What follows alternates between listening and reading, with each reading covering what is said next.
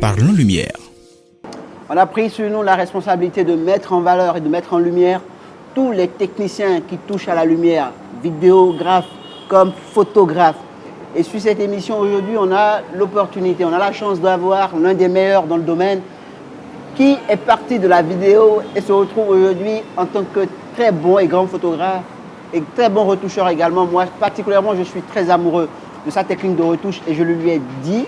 Et aujourd'hui, je l'ai invité sur Parlons Lumière pour vous à l'espace Cube ce jour. C'est bien lui, Barakel Béni. Bonjour Barakel. Bonjour monsieur. Comment est-ce que ça va? Ça va super bien. La famille? Ça va. Qu'est-ce que ça veut dire Barakel? Barakel, ça signifie béni de Dieu. Béni de Dieu. Ah, Voilà. il y a ça. Bien sûr, je vais à l'église. Vie de photographe. Qui est Barakel Béni? Présente-toi un peu à nos téléspectateurs. Bon, je suis Barakel Béni, à l'état civil, monsieur Koji Béni Emmanuel. Voilà. Qu'est-ce que Barakel il fait? C'est quoi son métier? Je suis photographe, vidéaste et réalisateur clip vidéo. Alors comment est-ce que ça a commencé pour toi l'aventure du technicien que tu es aujourd'hui? Bon, ça c'est vraiment une réponse. Une question difficile. Une question difficile. Vas-y. Comment ça a commencé? J'ai commencé depuis les classes secondaires. Beaucoup secondaires, en classe de première. Je peux même dire, depuis que le cours secondaire a commencé, je me suis vraiment intéressé à l'audiovisuel. Donc voilà, quand j'ai eu mon bac, je suis resté un temps à la maison et j'ai commencé par travailler sur certains projets. Déjà, on me sollicitait. Parce que j'avais une petite caméra là, d'un ami à moi, et on faisait des petits clips vidéo et voilà. Ça a pris comme ça et après, j'ai commencé ISMA et je me suis inscrite en LPA et voilà. Décris-nous, nous sommes novices, c'est quoi LPA? Licence professionnelle en audiovisuel. En audiovisuel, ok. Voilà. Et quand j'ai terminé ISMA, bon, j'ai pas terminé. Arrivé en deuxième année, j'ai arrêté parce que j'étais beaucoup sollicité sur des projets. Parce que tout le temps, on m'appelait tout le temps et je n'arrivais pas à suivre le rythme. le rythme. Donc j'ai arrêté. Et voilà. Des années malgré après, que tu n'es pas fini quand même, ça ne t'a pas empêché d'être là où tu es aujourd'hui. Ça ne m'a pas empêché. Ça m'a pas empêché parce que j'essaie de faire de mon mieux. Il faut dire qu'aujourd'hui, tu es de l'autre côté de Net Royal. Voilà. Et en tant que monteur, je suis monteur à Net Royal. Et voilà, ça fait depuis 2015-2016 que je travaille avec Net Royal, avec Samak Kenom. Et il m'a beaucoup aidé, c'est lui qui m'a donné la motivation de continuer dans ce que je fais parce que à l'époque, je faisais beaucoup de trucs, mais il n'y avait personne avec qui je pouvais travailler pour affirmer ma créativité. Donc voilà. Et comment est-ce que ça s'est fait, la migration de la vidéo à la photo? Bon, de la vidéo à la photo, quand on faisait des clips, tout le temps, il y a des temps où on se reposait en fait. On se reposait parce qu'on n'avait pas de taf ces moments-là.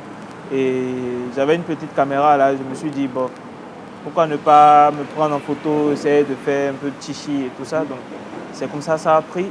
Je faisais des photos à des amis leurs amis sollicitaient. Ils te recommandaient. Voilà, ils me recommandaient. Donc voilà, c'est de là ça a pris. Et j'ai commencé bêtement comme ça. Donc, voilà un peu. Et au jour d'aujourd'hui, tu es beaucoup plus dans la vidéo toujours ou beaucoup plus photographe? Tu te définis en tant que photographe? Je ne pourrais pas dire que je suis uniquement dans la photo ou uniquement dans la vidéo. Je fais les deux à la fois. Alors, si on devrait te mettre dans une case en tant que photographe, dans quelle case on te mettrait? Parce que moi, déjà, à la base, moi, je trouve que tu es un très bon retoucheur. Merci beaucoup. Bon, case de photographe, je n'ai pas compris la question. Case en tant que photographe de mode, photographe portraitrice, photographe de reportage, d'événements. Je peux dire photographe portraitiste. Ok. Oui, parce que je suis beaucoup plus focalisé sur les portraits, à ressortir quelqu'un de la photo et le transformer, le mettre dans un décor, tout ça. Donc, je suis beaucoup plus ce genre de photographe que événements et tout ça. Donc, Tu te sens beaucoup plus en studio voilà. ou Je me sens beaucoup plus en studio. Mais je fais aussi des photos nature. Je fais aussi des photos en nature, mais pas tellement. Pas tellement. Parce que tout le temps, je suis en train de faire les montages. Donc quand je finis les montages en même temps, je commence à faire les retouches. Donc je ne peux pas sortir en fait de mon cadre. C'est ce qui fait que je suis souvent en studio. Donc voilà. Là, on remarque, moi j'ai vu un peu tes retouches que tu as l'habitude de faire. Comment est-ce que tu as appris tout ça? Bon, j'ai pas appris ça, genre, j'ai pas fait une école pour ça. Je me suis auto-formé sur Internet, sur YouTube. Je regardais beaucoup de tutos, je regardais plein de trucs. Je suivais beaucoup de vidéos, beaucoup de tutoriels. Voilà. C'est de là que j'ai capté comment ça se passe, les traitements en photo. Bravo. Voilà. Merci. Alors, à partir de quel moment tu t'es dit que voilà, tu voulais t'installer, tu voulais prendre le métier de technicien audiovisuel comme étant un métier?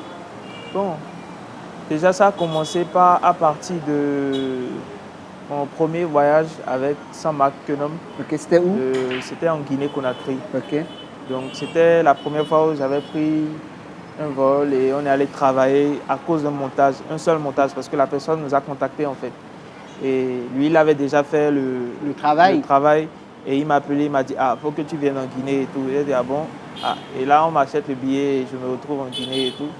Et c'est là que je me suis rendu compte en fait que tout ce travail que je faisais depuis que j'ai commencé, c'est ça qui donnait en fait. Donc il fallait que je prenne mon travail au sérieux et que je me forme et tout. Donc voilà. À partir de ce moment-là, tu t'es dit ouais, il faut vraiment. Il faut maintenant te concentrer à fond dessus pour avoir beaucoup plus de billets d'avion pour d'autres pays. Voilà. Et tu as à faire et ça s'est passé comme ça quand j'ai continué. Ça a pris comme ça et tout le temps, je suis beaucoup sollicité dans plusieurs pays et voilà. Et quand tu as voulu démarrer, est-ce qu'il y a eu des photographes, des vidéastes, des réalisateurs à l'interne, c'est-à-dire au Bénin, ou à l'international qui t'ont donné le goût de faire ce que tu fais aujourd'hui? Depuis le début? Oui, depuis le début. Depuis le début, je me suis beaucoup inspiré de Net Royal à la base. Royal. Toujours de Net Royal parce que je regardais beaucoup plus les clips de Net Royal et je me disais, ah, il faut que je travaille à Net Royal un jour. Il faut vraiment que je travaille à Net Royal un jour. Et ça a fait, et un jour j'étais tranquille et voilà. Saint-Marc m'a appelé, il m'a dit, ah Benny, il faut que je te vois. Je vois tes petits montages, il faut qu'on se voit. Et je lui ai montré mes quelques trucs et voilà, on a commencé comme ça. Donc ça s'est passé aussi simplement comme ça? Aussi simplement comme ça. Et il t'a ouvert la porte de Net Royal, voilà. Donc tu rêvais? Bon, je rêvais, je peux dire que je rêvais. Ses œuvres. Et comment ça se passe la collaboration avec Net Royal aujourd'hui, vu que tu as ta personnalité aussi quand même? Bon, ça va toujours bien comme d'habitude, ça ne se détériore pas. Ça ne se détériore pas. Je peux dire que pour les raisons de Covid, les activités ont quand même un peu baissé, mais bon, on voyage toujours, il ramène toujours des images et je fais toujours des traitements de montage vidéo. Donc voilà, ça va toujours.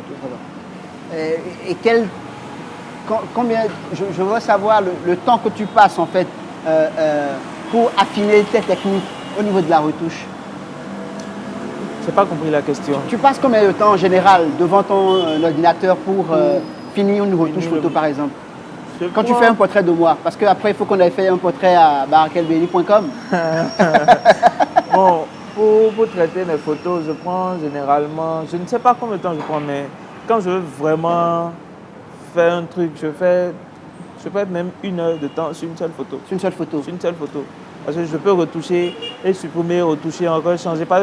Tu n'es pas satisfait du résultat? Je ne suis pas satisfait. Ben, quand je vois la photo, je vois un truc en fait. Et quand je n'arrive pas à voir le résultat que je veux, je ne termine pas la retouche. Canon, Nikon, Fuji Sony. Sony. Voilà, je suis beaucoup plus Sony. Puisque tu fais de la vidéo. Voilà. Donc, et tu es sûr que ça rend meilleur en photo également? Ça rend meilleur. Ça rend meilleur. Je pense que c'est la marque qui me donne un bon résultat. Qui t'aguiche bien. Voilà, que tous les autres caméras. On a remarqué aussi que tu as bossé avec pas mal d'artistes béninois, Si. non des moindres, c'est Simain, Fatih et tout ça. Comment se passent généralement les collaborations? Est-ce que c'est des collaborations? C'est des artistes qui me contactent en fait. Et voilà, j'ai une idée pour mon prochain album, pour mon prochain cover. Donc il faut qu'on travaille sur telle idée, tel truc. Et voilà, on bosse dessus et c'est comme ça se passe. Alors jusqu'au jour d'aujourd'hui, le plus gros contrat, ça a coûté combien? 25 millions?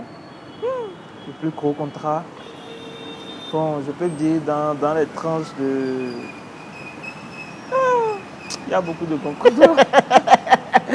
Il y a beaucoup de gros contrats. Le gars, l'argent. Non, j'ai pas beaucoup, mais j'en ai quand même. Tu as soulevé quand même un nom sans Marc Quenom qui t'a ouvert les bras. Est-ce qu'au jour d'aujourd'hui, tu as aussi beaucoup de jeunes qui viennent vers toi? Comment est-ce que tu arrives à gérer ces jeunes qui veulent faire pareil comme toi? Bon, j'ai eu à collaborer avec certaines personnes, certains débutants qui voulaient vraiment travailler avec moi, mais je peux dire que ça ne se passe pas vraiment comme Tu l'espères? comme je l'espère, parce que je veux travailler avec toi, et puis bon, quand ils viennent, 2 semaines après, ils sont fatigués, ils disparaissent. Donc, je peux dire que... Ils sont Eh bien, que toi, tu as commencé depuis la classe de première sans même déjà être technicien. j'ai commencé depuis les cours secondaires. Donc quand ils disent que je veux travailler avec toi, je veux travailler, alors que ils ne sont pas prêts en fait. Je vois qu'ils ne sont pas vraiment prêts parce qu'ils ne comprennent pas en fait que c'est un truc qui a pris des années. C'est ça, c'est des étapes. C'est des étapes à franchir en fait. Donc, moi, je n'ai pas eu l'occasion de travailler avec quelqu'un automatiquement quand j'ai commencé. Je travaillais seul, j'allais au cyber, j'allais faire des recherches et tout ça. Mais eux, ils ont la facilité de t'écrire, voilà, je veux travailler avec toi, mais quand tu leur donnes l'opportunité, Ils gâchent ça. ils gâchent. Donc attention les jeunes, ces opportunités n'arrivent pas beaucoup de fois. Hein. Voilà. Alors toi, quand tu as démarré, tu as quand même pris tes repères, que ce soit au Bénin ou à l'extérieur du pays. Qui sont les personnes qui t'ont influencé un peu? Qui t'ont donné, pas influencé, mais qui t'ont donné le goût de pouvoir poursuivre dans ce que tu fais? La première personne qui m'a donné le goût, c'est Saint-Marc. C'est Saint-Marc. Saint-Marc, c'est toujours lui. Parce qu'il a eu confiance en moi en fait. Pendant que je travaillais, je me donnais à fond. Il y avait personne, j'essayais de fréquenter certains réalisateurs dans le domaine, mais je ne voyais personne. L'accueil n'était pas... Voilà, c'était pas vraiment ce que j'imaginais. Mais la façon dont il m'a accueilli, la façon dont on a travaillé et tout, il me faisait vraiment confiance en fait. Je n'ai pas compris, il me faisait vraiment confiance. Il croyait vraiment en toi. Il t'avait laissé les clés du magasin, quoi. Voilà. Donc j'ai beaucoup acquis de nouvelles connaissances et beaucoup de trucs. Bravo. Voilà, merci. Anecdote. Est-ce qu'il t'est arrivé des choses, un contrat que tu as pris qui n'est pas allé au bout? Raconte-nous un peu de bien comme de nul qui te sont arrivés sur le terrain, des aventures qui te sont arrivées sur le terrain. Des aventures. Même en studio, hein, un disque dur qui tombe, c'est aussi important. Ah voilà, pour les disques durs, ça c'est un autre, une autre histoire ça. J'ai eu à travailler sur 3 mariages dans un seul mois.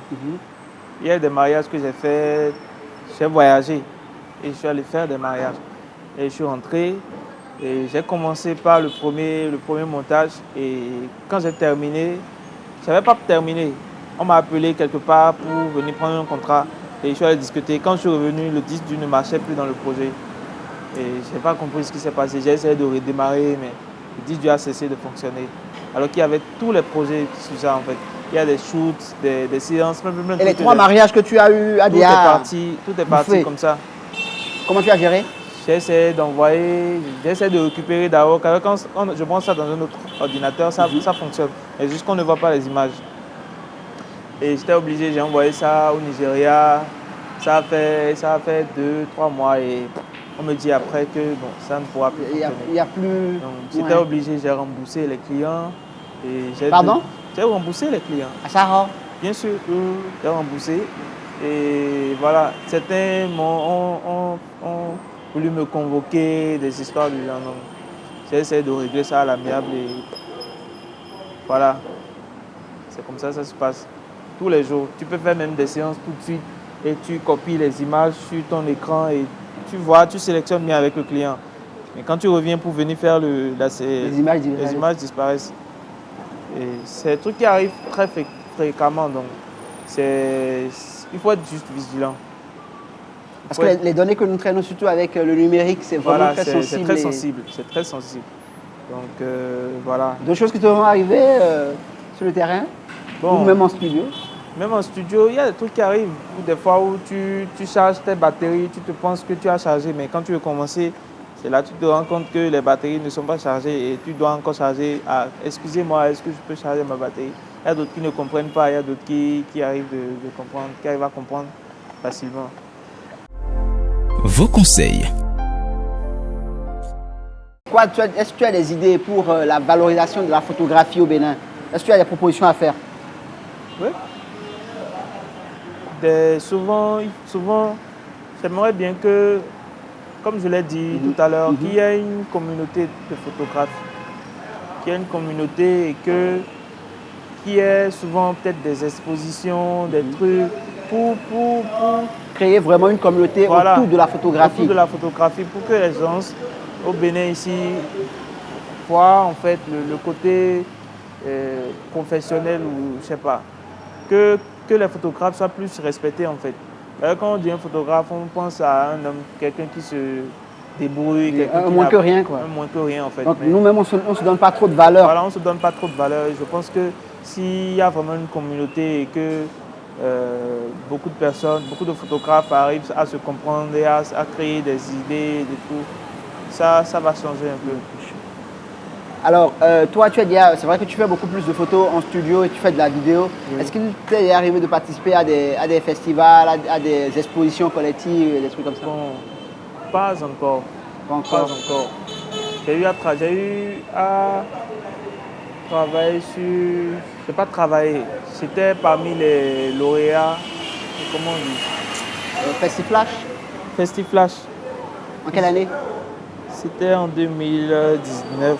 2019, je crois. Dans quelle catégorie? Meilleur photographe. Ok. Donc, j'étais nominé. À part ça, bon. J'aime pas trop, je peux dire que j'aime pas trop manquer, genre, qu'on dise photographe. Tout ça, voilà. Donc, j'aime rester beaucoup plus entre les deux, photographie et vidéo. Donc, voilà un peu. Mais s'il y a des occasions, des trucs qui vont me permettre de me faire connaître dans d'autres circonstances, pourquoi pas. Alors, toi, tu as dit qu'au début, Net Royal, c'est-à-dire sans Mac, tu as ouvert un peu les portes. Oui.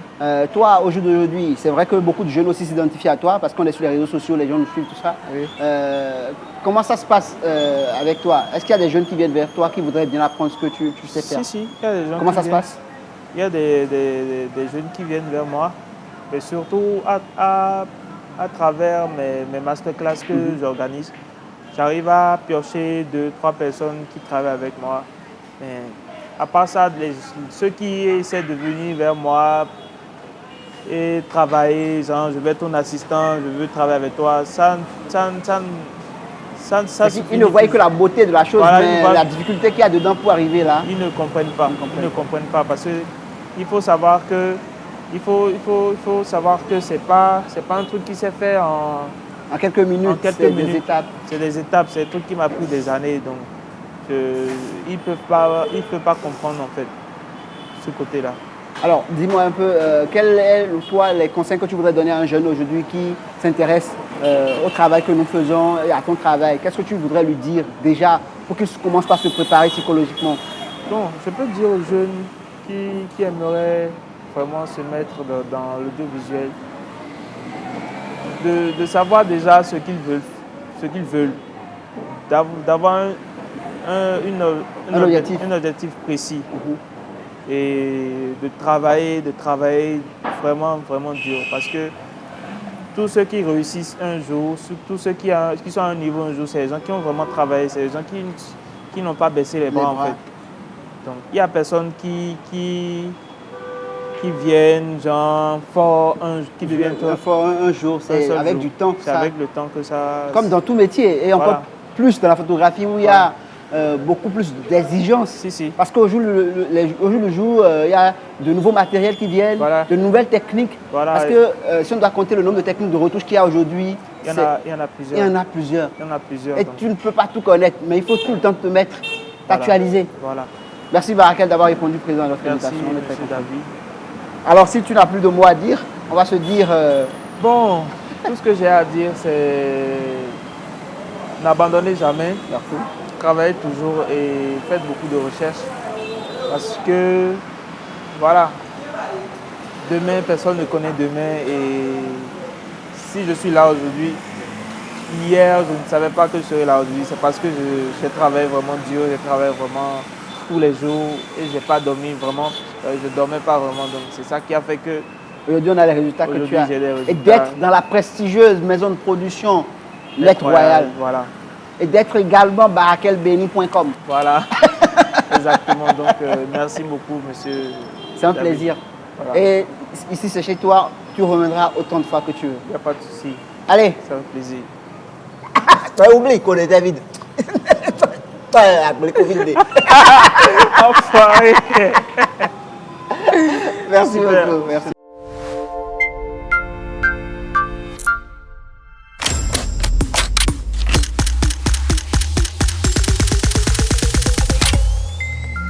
Parlons Lumière.